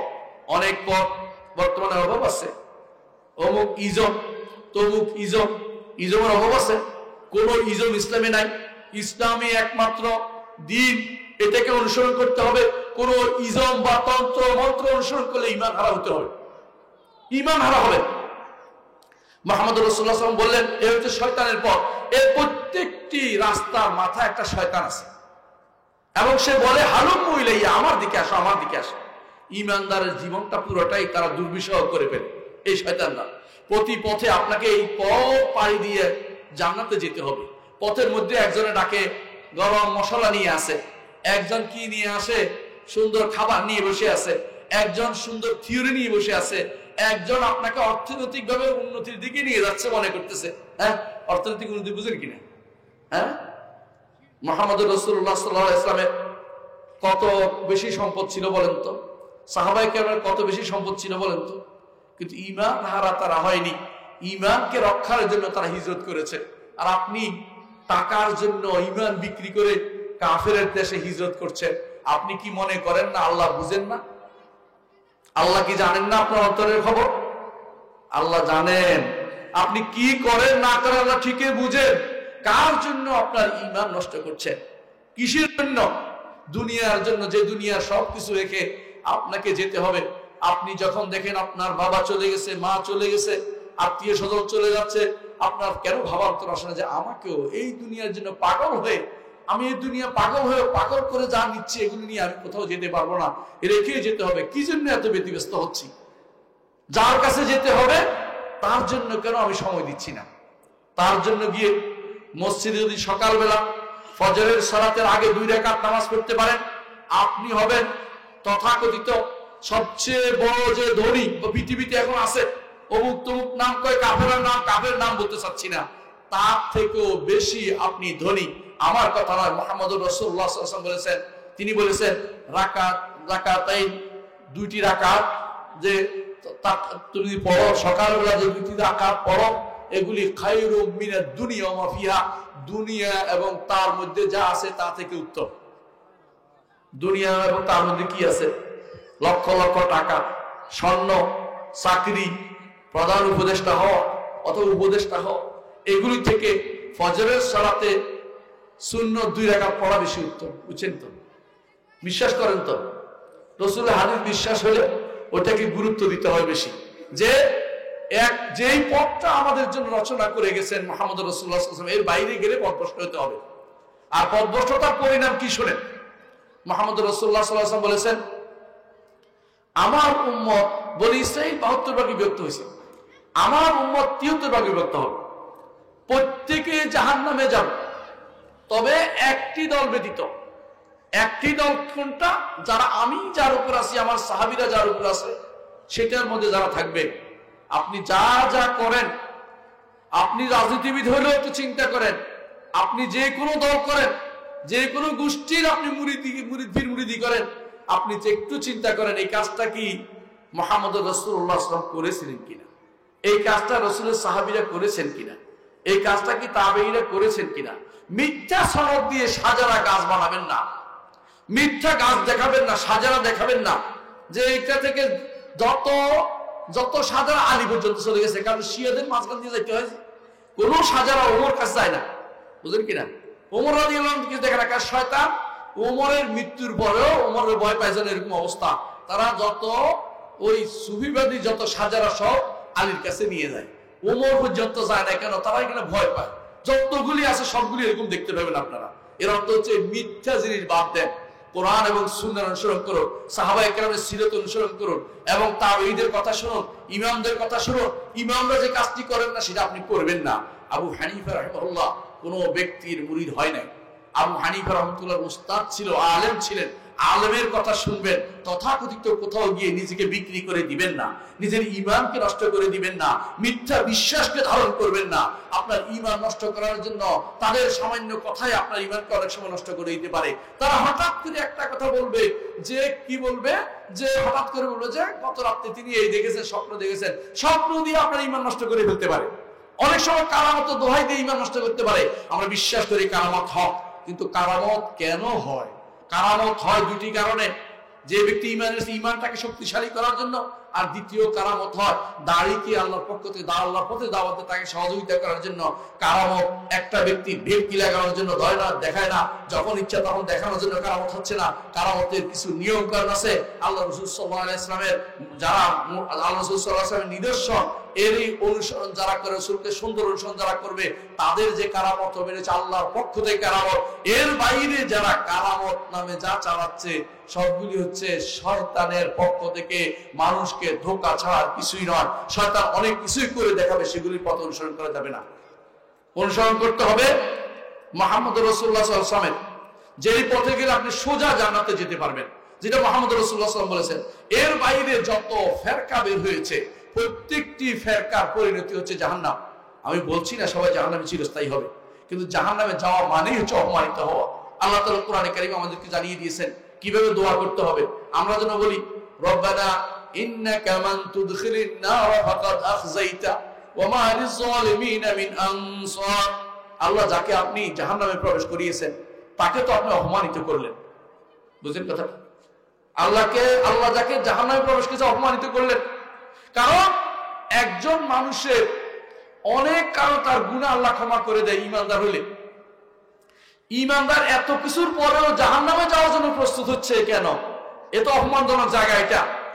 10টি কারণে আল্লাহ তাআলা ঈমানদারের গুনাহ ক্ষমা করে দেয়। ঈমানদার দুনিয়ার বুকে যখন তওবা করে তখন গুনাহ ক্ষমা হয়, আল্লাহর কাছে ক্ষমা চাইলে গুনাহ ক্ষমা হয়। দুইটা, যখন ব্যথা বেদনা পায় তখন গুনাহ ক্ষমা হয়। বুঝছেন তো? ব্যথা বেদনা পেলে গুনাহ ক্ষমা হয়। মানুষে যখন মরার সময় দোয়া করলে গুনাহ ক্ষমা হয়। বুঝলেন? কবর আযাবের কারণেও গুনাহ ক্ষমা হয়। হাসরের মাঠের ভয়ানক অবস্থায় গুনাহ ক্ষমা হয়ে যায়। ক্ষমা হওয়ার অনেকগুলি সোর্স আছে। তারপরে যখন ঈমানদাররা সুপারিশ করে তারাও গুনাহ থেকে ক্ষমা পেয়ে মাফ পেয়ে যাচ্ছে। যখন রাসূলের সুপারিশ পাবে তখনও মাফ পেয়ে যাচ্ছে। আমলের সুপারিশ হবে তা থেকেও মাফ পেয়ে যাচ্ছে। সবশেষে রব্বুল আলামিনের রহমতে মাফ পেয়ে যাচ্ছে। ঈমানদারের এত সুযোগ থাকার পরেও, ঈমান আনার পরেও কোন ব্যক্তি জাহান্নামে যাচ্ছে? যে ব্যক্তি বেদাত করে, আল্লাহর পথের বাইরে অন্য পথকে নিয়ে আসে, আল্লাহ রসুলের পথে চলে না, আল্লাহ রসুলের দেখানোর পথে সাহাবায়ে কেরাম চলে, সেই পথে চলতে পারে না, সেই ব্যক্তির মতো দুর্ভাগা আল্লাহ দুনিয়াতে নাই। কারণ সে জাহান্নামে যে অপমানিত হচ্ছে, কারণ মুহাম্মদুর রাসূলুল্লাহ সাল্লাল্লাহু আলাইহি ওয়াসাল্লাম সেদিন তাকে পানিও দিবেন না। কোন পানি দিবেন না? কাউসারের পানি, হাউজের পানি। কাউসার তো জান্নাতে থাকে, কাউসার থেকে হাউজে পানি সরবরাহ করা হয়। কাউসার হচ্ছে মূল স্রোতস্বিনী। এইটা কোথায়? আল্লাহর আরশের নিচে। আল্লাহর আরশের নিচ থেকে কাউসার প্রবাহিত। আল্লাহ কোথায়? আরশের উপরে। জান্নাতে যারা দেখবে আল্লাহকে কোন দিকে দেখবে? আরশের দিকে তাকিয়ে দেখবে রব্বুল আলামিনকে। এই নিয়ামত হচ্ছে সবচেয়ে বড় নিয়ামত। দুনিয়াতে সবচেয়ে বড় নিয়ামত হচ্ছে আল্লাহকে চেনা। দুনিয়াতে আল্লাহর মারিফত হাসিল করা হচ্ছে সবচেয়ে বড় নিয়ামত। আর আখিরাতে আল্লাহকে দেখা হচ্ছে সবচেয়ে বড় নিয়ামত। এর চেয়ে বড় নিয়ামত আল্লাহ দুনিয়াতে আর কিছু হতে পারে না। আল্লাহকে চিনবেন কি করে? দরবার, দরবার খুললে আল্লাহকে চেনা যাবে না ভাই। আল্লাহকে চিনতে হলে আল্লাহর কোরআন পড়তে হবে, রসুলের হাদিস পড়তে হবে, রসুলের সিরত পড়তে হবে। কোরআন এবং হাদিস যা বলেছে তা বিনা বাক্য বই মেনে নিতে হবে। আল্লাহকে চিনতে হলে তার নাম এবং গুণের মধ্যে চিনতে হবে। কারণ যাকে দেখেননি, যার মতো কাউকে দেখেননি, তাকে চিনার জন্য মাত্র দুইটা জিনিস রয়েছে। একটা হচ্ছে তার নাম জানা, তার গুণ জানা। এর মাধ্যমে শুধুমাত্র তাকে চিনতে হবে। তার কর্ম জানা। আল্লাহ তাআলার নাম, গুণ এবং কর্ম জানি বিশ্বাস করবেন, সে তারপরে যখন আপনি তার ইবাদত করবেন, সে ইবাদত যথাযথ হবে। নাহলে আপনি আল্লাহর ইবাদত করতে পারলেন না। আপনি কার ইবাদত করছেন আপনি জানেন? আপনার আল্লাহ যদি কোন হয়, আল্লাহর যে গুণ আল্লাহ বর্ণনা করেছেন তার সাথে না মিলে, তাহলে আল্লাহ তাআলার ইবাদত আপনি করতে পারেন নাই। আল্লাহর ইবাদত করতে হলে ওই আল্লাহর ইবাদত করবেন যিনি সুন্দর নাম দিয়েছেন, সুন্দর গুণ দিয়েছেন। এজন্য আল্লাহ বলে দিয়েছেন ওয়ালিল্লাহিল আসমাউল হুসনা ফাদউ বিহা। আল্লাহর রয়েছে সুন্দর সুন্দর নাম, সেগুলো দিয়ে তাকে ডাকো। কারণ আল্লাহকে চিনতে হলে নাম এবং গুণের বাইরে আল্লাহকে চিনতে পারবেন না। আল্লাহর কর্ম যে অস্বীকার করেন, তাহলে আপনি আল্লাহকে চিনতে পারেন নাই। মুতাজিলারা আল্লাহর কর্ম অস্বীকার করে, আল্লাহর গুণ অস্বীকার করে, আল্লাহর নামকে শুধু নাম হিসেবে মনে করে, অর্থহীন নাম মনে করে। এর বাইরে একটা বিশাল গোষ্ঠী আশআরী মাতুরিদী নামক তথাকথিত কিছু ফিরকা আছে, এরাও আল্লাহর গুণগুলিকে স্বীকার করে না। কিছু গুণ স্বীকার করে, কিছু মানে না। যত বেশি জানবেন তত আল্লাহকে বেশি চিনতে পারবেন। মুহাম্মদুর রাসূলুল্লাহ সাল্লাল্লাহু আলাইহি ওয়াসাল্লাম আল্লাহ সম্পর্কে বেশি জানতেন নাম এবং গুণ এবং কর্মের মাধ্যমে। সেজন্য তিনি আল্লাহকে বেশি ভয় করতেন। তিনি বলেছেন আলা ইন্নী লাআলামুকুম বিল্লাহ, আমি অবশ্যই জেনে রাখো আমি তোমাদের মধ্যে আল্লাহ সম্পর্কে বেশি জানি। ও আখশাকুম বিল্লাহ, আল্লাহ সম্পর্কে আমি এই জন্য বেশি ভয় করি আল্লাহকে। যে ব্যক্তি আল্লাহকে বেশি জানেন, ইব্রাহিম আলাইহিস সালাম তিনি আল্লাহকে বেশি ভয় করতেন। আল্লাহকে যে বেশি জানে, আল্লাহকে বেশি ভয় করে, একটু চিন্তা কেন করেন না? আল্লাহ তাআলা তিনি আযীম, তিনি বড়। তার বড়ত্বের কথাটি আপনি একটু ধারণ করেন। আপনার মতো চিনি ফুটে লাফালাফি করেন, কথায় কথায় বলেন হাসরের মাঠে কেউ অমুক নিয়ে আসবে, তমুক নিয়ে আসবে। হাসরের মাঠে কেউ সুপারিশ করবে, অমুক পীরে সুপারিশ করবে। বিশ্বাস করুন, পীরেরা নয়, ইমানদাররা সুপারিশ করে। পীরের ইমান আগে পরীক্ষা করে দেখেন আছে কিনা। ইমানদার পরীক্ষা সুপারিশ করবে। জান্নাতে কখন করবে? জান্নাতে যাওয়ার পরে তিনি সুপারিশ করতে পারবেন। জান্নাতে যাওয়ার আগে এক ব্যক্তি শুধু সুপারিশ করবেন, তিনি কে? মুহাম্মদুর রাসূলুল্লাহ সাল্লাল্লাহু আলাইহি ওয়াসাল্লাম। সুতরাং যারা মনে করে হাসরের মাঠে কেউ জাহাজ নিয়ে আসবে, এরা মিথ্যা কথা বলছে, আপনাকে ধোঁকা দিচ্ছে। হাসরের মাঠে কেউ জাহাজ নিয়ে আসবে না। কেন জাহাজ আনবে ভাই? একটা সময় জাহাজের দরকার ছিল ওই তাদের বাড়িতে যেতে, এখন জাহাজ লাগে না, এখন রাস্তা রোড হয়ে গেছে। তারা তখনকার দিনে মানুষকে ধোঁকা দিত, এখন কি দিয়ে ধোঁকা দিবে? বাস নিয়ে আর বলবে? মানুষকে ধোঁকা দেওয়া কখনো উচিত নয়। আপনার বুঝা উচিত আপনি ভুল করছেন, আপনি ফিরে আসুন আল্লাহর দিকে। আপনাকে বলছি আল্লাহর দিকে ফিরে আসুন, এখনো ভালো পাবেন। মানুষকে ধোঁকাবাজি করবেন না, ঈমান নিয়ে ছিনিমিনি খেলবেন না। আপনার জানা উচিত যে আল্লাহ তাআলা তিনি, আপনি সেদিন আপনি নয় শুধু, প্রতিটি জিনিস থর থর করে সেদিন কাঁপবে, আল্লাহর ভয়ে কম্পমান থাকবে। ওয়াতারা কুল্লা উম্মাতিন জাফিয়া কুল্লা উম্মাতিন তুদআ ইলা কিতাবিহা। সেদিন আল্লাহ তাআলা বলছেন আপনি দেখবেন উবু হয়ে পড়ে গেছে সব জাতি, আল্লাহর দিকে তাকাতে পারছে না, ভয়ে ভীত হয়ে বহবল হয়ে গেছে। সেদিন উনি নাকি কিছু নিয়ে আসবেন, মিথ্যা কথা যা খাবার না। আপনি নিজের কবর থাকবে, যেখানে মুহাম্মদুর রাসূলুল্লাহ সাল্লাল্লাহু আলাইহি ওয়াসাল্লাম ছাড়া প্রতিটি মানুষ বলবে নাফসি নাফসি, আমার কি হবে, আমার কি হবে। সেদিন কেউ কারোর জন্য কিছু কিছু করতে পারবে না। কিছু মানুষ তো কবিতা বানাই ফেলছে, মুরিদ লা তাহজান, আমার মুরিদ ভয় পেও না, আকাশের কত তারা তা আমি জানি, জমিনের কত বালু তা আমি জানি, মাছের সমুদ্রে কত মাছ তা আমি জানি। এগুলি সব মিথ্যা কথা। আব্দুল কাদের জিলানী রাহমাতুল্লাহ এটা বলেন নাই। তিনি অত্যন্ত ভালো মানুষ ছিলেন, পায়াস মানুষ ছিলেন। তার কিতাব আছে আল গুনিয়াতুল তালিব, পড়ে দেখেন। সহিহ আকীদা ও মানহাজের একজন মানুষ ছিলেন। আপনাদের কাছে সেটা পছন্দ হয় না, মিথ্যা কথা তার নামে প্রচার করতে আপনাদের ভালো লাগে, শিরকি কথা তার নামে প্রচার করতে আপনাদের ভালো লাগে। আপনারা একজন ঈমানদার মানুষের নামে মিথ্যা কথা রচনা করেন কেন? আল্লাহকে কেন ভয় করেন না? সেদিন তার নামে মিথ্যা কথার কারণে আপনার আমলগুলি তিনি যদি নিয়ে যায়, আপনি সেদিন কি করবেন? কারণ মানুষের নামে মিথ্যা করে অপবাদ দিলে সেদিন তিনি খুশি হবেন না যতক্ষণ পর্যন্ত আমার নামে কেন অপবাদ দিচ্ছে আমি তার সব আমল নিয়ে যাব। রাসূলুল্লাহ সাল্লাল্লাহু আলাইহি ওয়াসাল্লাম কিন্তু বলেছেন, রাসূলুল্লাহ সাল্লাল্লাহু আলাইহি ওয়াসাল্লাম বলেছেন, রাসূলুল্লাহ সাল্লাল্লাহু আলাইহি ওয়াসাল্লাম বলেছেন, হাসরের দিন বলছেন তোমাদের মধ্যে মিসকিন কে? বলছে আমাদের মধ্যে মিসকিন হচ্ছে যে ব্যক্তি এক লোকমা দুই লোকমার জন্য ঘুরে বেড়ায়, এক লোকমা দুই লোকমার জন্য মানুষের ধারে ধারে ঘুরে বেড়ায়। রাসূলুল্লাহ সাল্লাল্লাহু আলাইহি ওয়াসাল্লাম বললেন যে এইটা তো প্রকৃত মিসকিন না। প্রকৃত মিসকিন হচ্ছে ওই ব্যক্তি আমসালিল জিবাল, পাহাড় পরিমাণ সালাত, যাকাত, সওম, হজ সব করছে, পাহাড় পরিমাণ নেকি নিয়ে হাসরের মাঠে উপস্থিত, কিন্তু ওয়াকাদ দারাবা হাযা শাতামা হাযা লাতামা হাযা, কারো মারছে, কারো গালি দিছে, কারো চপেটাঘাত করছে, কারো এই যে মানুষের হক, এগুলির কারণে তারা প্রত্যেকে এসে তার আমলগুলি ভাগ করে নিয়ে যাবে। পরে কিছু আসে বলবে যে আমল তো পাচ্ছি না, বলে তোমার আমাদের গুণাগুলি তার কাঁধে উঠিয়ে দিয়ে যাবে। এই হচ্ছে সবচেয়ে বড় মিসকিন। রাসূলুল্লাহ সাল্লাল্লাহু আলাইহি ওয়াসাল্লাম বলেছেন আপনি যে কারো নামে মিথ্যাচার করতেছেন, এই যে আল্লাহর নেক বান্দার নামে মিথ্যাচার করতেছেন, আপনি মিথ্যাচার করার একটা সীমা রাখা দরকার। আব্দুল কাদের জিলানী রাহমাতুল্লাহ আলাইহি নামে মিথ্যাচার করতেছেন, শিরকি কথা বলা করতেছেন। আব্দুল কাদের জিলানী নাকি ছেলেকে মেয়ে, মেয়েকে ছেলে বানাই দিছে, মরা মানুষকে নাকি জীবিত করে দিছে। এই জাতীয় কথাগুলি আপনি কোথায় বানাই মিথ্যাচারগুলো? এই মিথ্যাচারগুলি কেন কারামত হিসেবে চালু করে দিচ্ছেন? কারামত হিসেবে মিথ্যাচার চালু করবেন না। ঘটনা যদি ঘটে থাকে অবশ্যই এটা তারা জীবনী লিখেছে, তারা লিখেছে। আপনার বাংলা ভাষার জীবনীতে আছে, আরবি জীবনী লেখকরা কই? আব্দুল কাদের জিলানী কি বাংলা ভাষায় লোক ছিলেন না উর্দু ভাষী লোক ছিলেন? তিনি ছিলেন আরবি ভাষায় কথা বলতেন। যদিও গিলান এলাকা ছিলেন, তিনি তো আরবিতে সব লিখেছেন বই। তার জীবনী যারা লিখেছে তার তো এগুলি লেখে নাই। আপনি কোত্থেকে পরবর্তীতে এসে হাজুবিরি আর কাজুবিরি আপনি বসে বসে লেখেন মিথ্যাচারগুলি কেন বসানো করতেছেন? আপনারা কি জানেন না আল্লাহ আপনাদেরকে পাকড়াও করবেন এর জন্য? মনে রাখতে হবে উম্মতের মধ্যে যতগুলি ফেরকা হয়েছে, যতগুলি তরিকা হয়েছে, সবগুলি হচ্ছে জাহান্নামের পথের পথিক। এই পথে কোনোদিন চলা যাবে না। আপনাকে সালফে সালেহিনের পথে চলতে হবে। আপনাকে অবশ্যই যেতে হবে যেই পথে আমার নবী চলে গেছেন, যেই পথে সাহাবায়ে কেরাম চলে গেছেন, যেই পথে তাবেঈনে আযম চলে গেছেন, যেই পথে ইমামরা চলে গেছেন, হেদায়েতের ইমাম আবু হানিফা, মালিক, শাফি, আহমদ, এবং যেই পথে চলে গেছেন বুখারী, মুসলিম, আবু দাউদ, তিরমিজি, নাসাঈ, ইবনে মাজাহ সহ এদের বক্তব্যকে আপনি বিকৃত করতে চান। আপনার কত দুর্ভাগ্য! আপনি কোন পথে হেদায়েত পাবেন? হেদায়েত যদি পেতে হয় এদের পথে আসতে হবে। আল্লাহ তাআলা কোরআনে কারীমে এদের পথে হেদায়েতের কথা বলেছেন, ফাইন আমানু বিমিসলি মা আমানতুম বিহি ফাকাদ ইহতাদাউ। যদি জগতের মানুষ তোমরা যদি কোন এই সাহাবায়ে কেরামের মতো ঈমান আনো তাহলে হেদায়েত পাবে। ঈমানের একটা মানদণ্ড দিয়েছে, ঈমানের একটা জিনিস দাঁড় করে দেখি সাহাবায়ে কেরামের ঈমান, বুঝছেন তো? আপনার ঈমানকে সবসময় মাপবেন, আমার ঈমানটাকে সাহাবায়ে কেরামের ঈমানের মতো হয়েছে কিনা। আপনি অনেক কিছু করতে পারেন, একটা কিছু নিয়ে বাড়াবাড়ি করতে পারেন, কেন করবেন, এটা করবেন, কেন করতে হবে, জোর করতে পারেন। একটু চিন্তা করেন আপনার এই কাজটা কোনো সাহাবী করেছেন কিনা।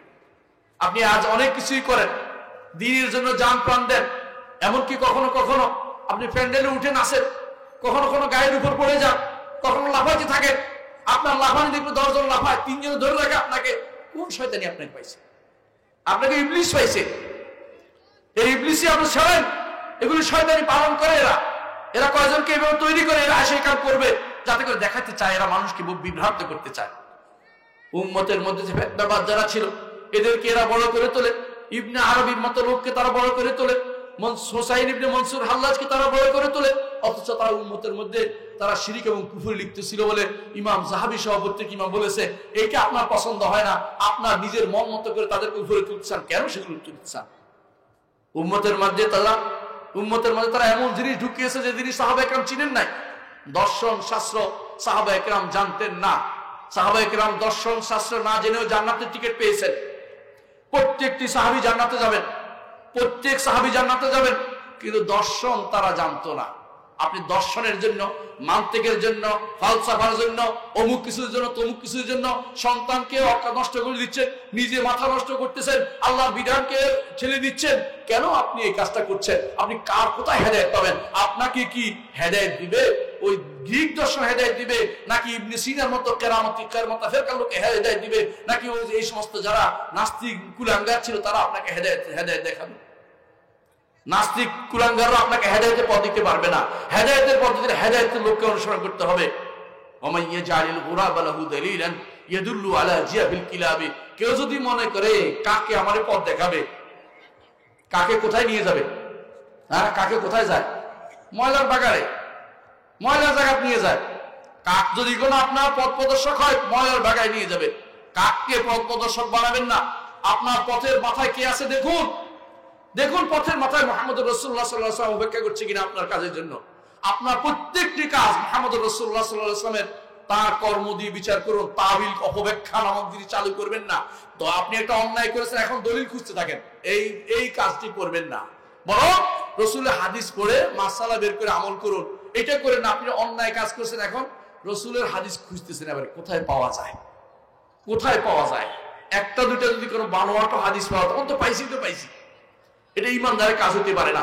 ইন্নামা কানা কাউলাল মুমিনিনা ইযা দুউ ইলাল্লাহি ওয়া রাসূলিহি আইয়াকুলু সামি'না ওয়া আতা'না।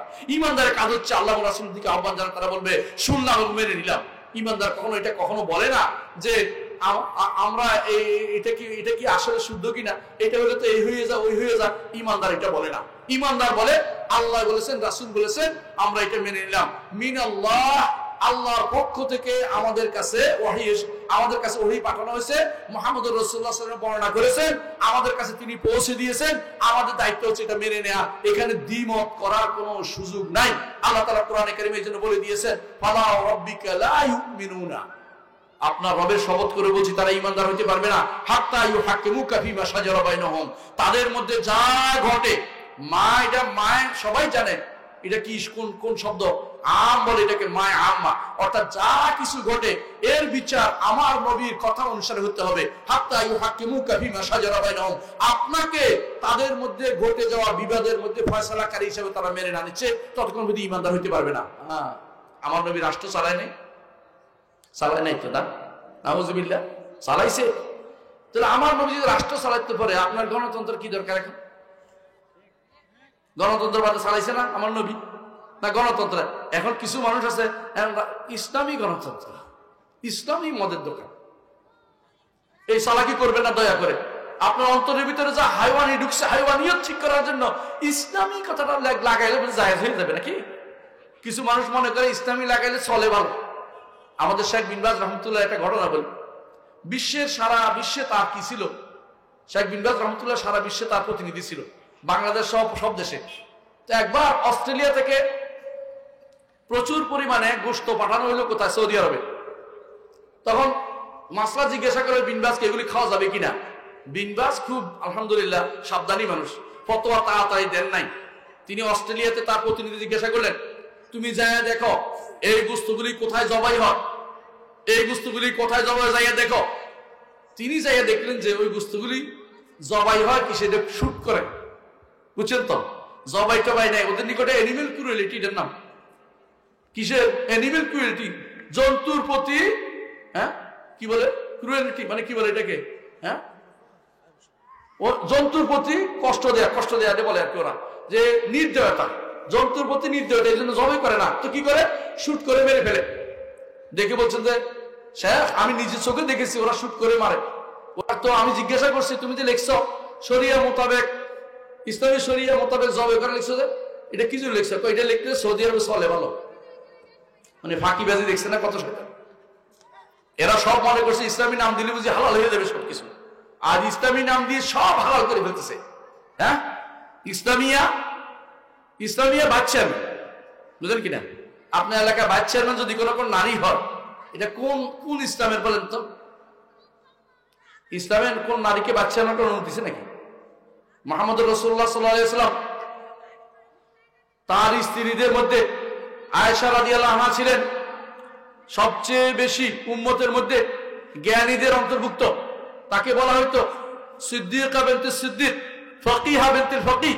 ফকির মেয়ে ফকির, সিদ্দিকার মেয়ে সিদ্দিক, সিদ্দিকের মেয়ে সিদ্দিকা, এই যে ওনাকে এটা বলা হতো, তারপরেও আবু বকরের অ্যাসেম্বলিতে, আবু বকরের সংসদে ওনার জায়গা হয়েছিল, ওমরের, ওসমানের, আলীর, জীবিত ছিলেন তিনি, মুআবিয়া রাদিয়াল্লাহু আনহু, হাসানের, কারো অ্যাসেম্বলিতে মেয়েদের কোনো জায়গা ছিল না।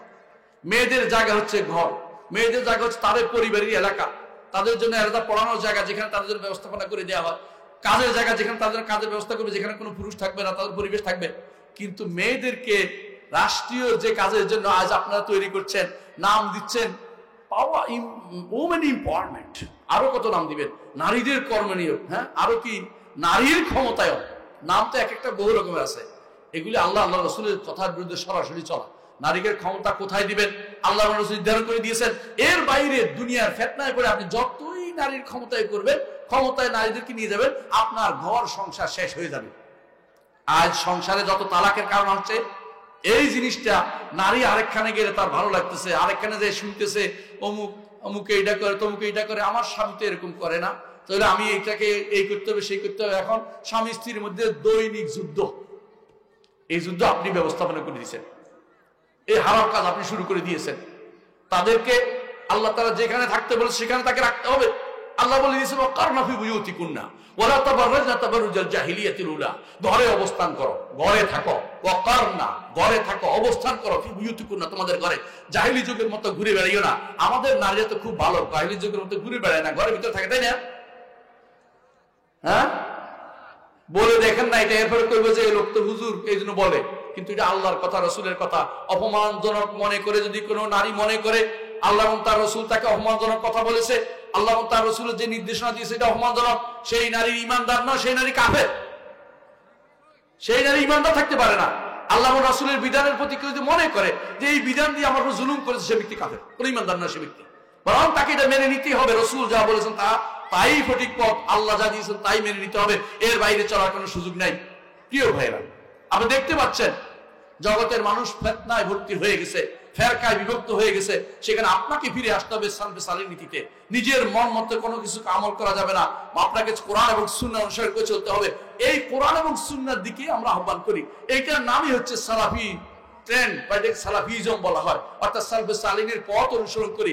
আমরা কোনো দল মতের দিকে আহ্বান জানাই না, আমরা ব্যাপক মতের দিকে আহ্বান জানাই, ব্যক্তি মতের দিকে আমরা কাউকে ডাকি না, কোনো ব্যক্তির দিকে ডাকি না, ব্যাপক গোষ্ঠীর দিকে ডাকি। এই ব্যাপক গোষ্ঠী হচ্ছে প্রথম যাদেরকে আল্লাহ রাসূল সাল্লাল্লাহু আলাইহি ওয়াসাল্লাম বলেছেন খায়রুন নাস কারনি সুম্মাল্লাযিনা ইয়ালুনহুম সুম্মাল্লাযিনা ইয়ালুনহুম, উত্তম হচ্ছে আমার প্রজন্ম, তারপর যারা আছে, তারপর যারা আছে, অর্থাৎ উত্তম ভাবে অনুসরণ করে ওয়াল্লাযিনা তাবাউহুম বিইহসান, যারা সাহাবায়ে কেরামকে উত্তম ভাবে অনুসরণ করেছে, এর বাইরে অন্য কোনো পথে হেদায়েতের পথ নাই। এটি আল্লাহ তাআলা বলছেন ওয়ান হাযা সিরাতি মুস্তাকিমান, এই হচ্ছে আমার পথ, সোজা পথ। ওয়ালা তাত্তাবিউ, অনুসরণ করে চলো, ওয়ালা তাত্তাবিউ সুবুলা, যদি অন্য পথ চলো ফাতাফাররাকা বিকুম আন সাবিলি আন সাবিলিহি, আল্লাহর পথ থেকে তোমাদেরকে দূরে সরিয়ে দিবে, ভাগে বটোয়ারা হয়ে কোথায় যেতে হবে? আল্লাহর পথ হারাইলে কোথায় যায় জানেন? জাহান্নামে যেতে হবে, কোনো বাঁচার কোনো পথ থাকবে না।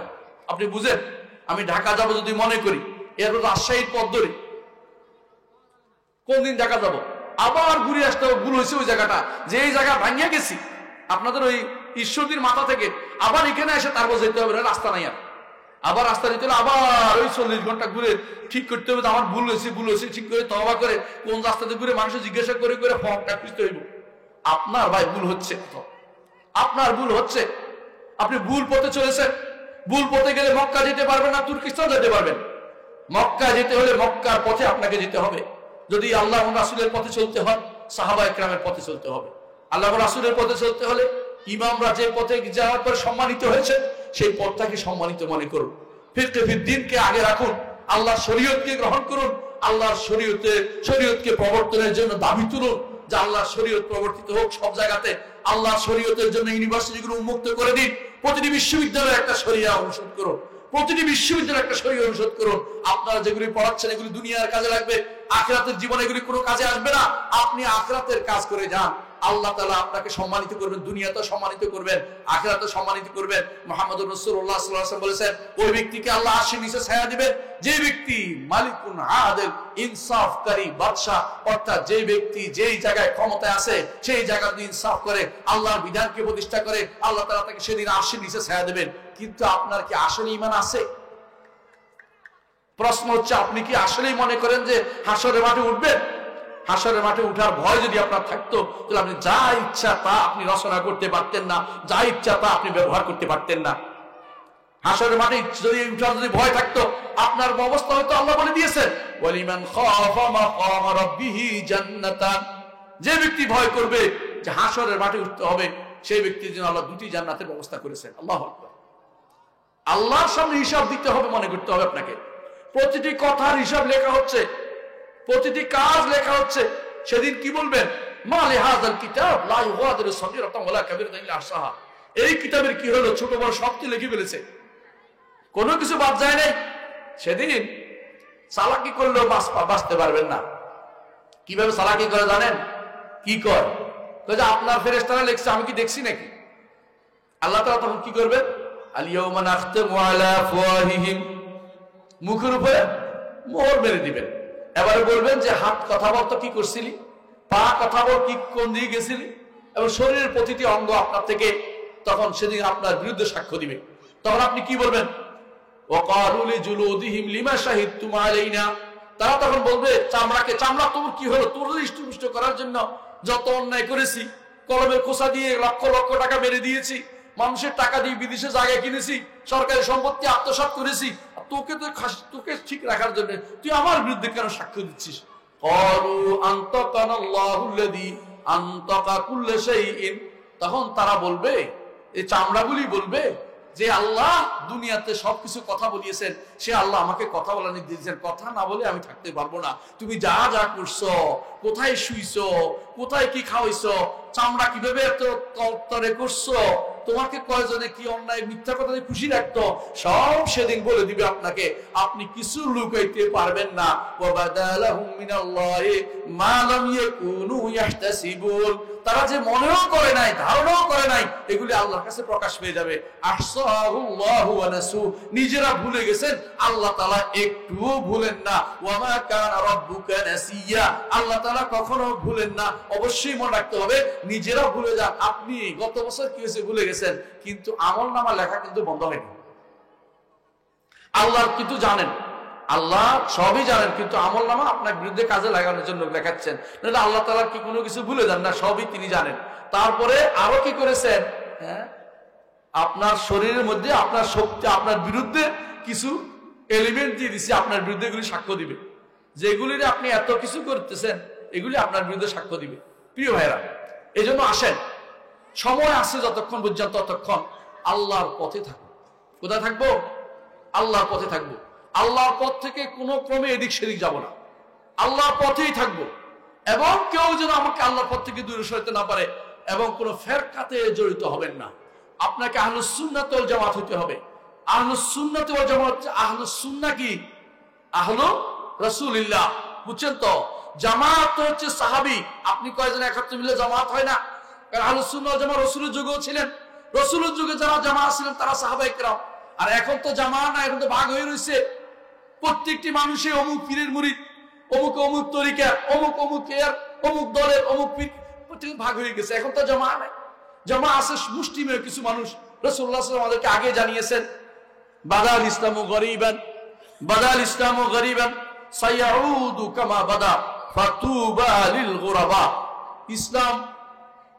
ইসলাম গরিব হিসেবে আসছে। গরিব মানে হচ্ছে অপরিচিত, গরিব তো ফকির না, অপরিচিত হিসেবে আসছে, আবার অপরিচিত হয়ে যাবে।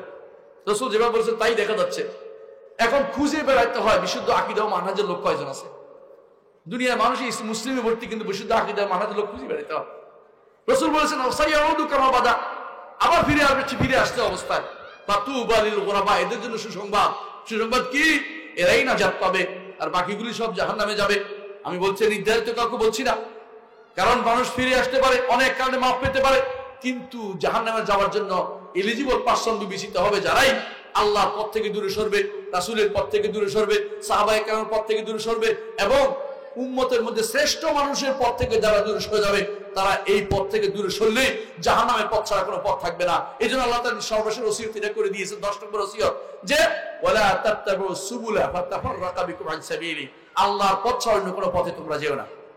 যুবকদের মধ্যে দেখা যায় আদর্শহীনতায় ভোগে, আদর্শ খুঁজে পায় না, তারা কাফেরদেরকে আদর্শ মনে করে।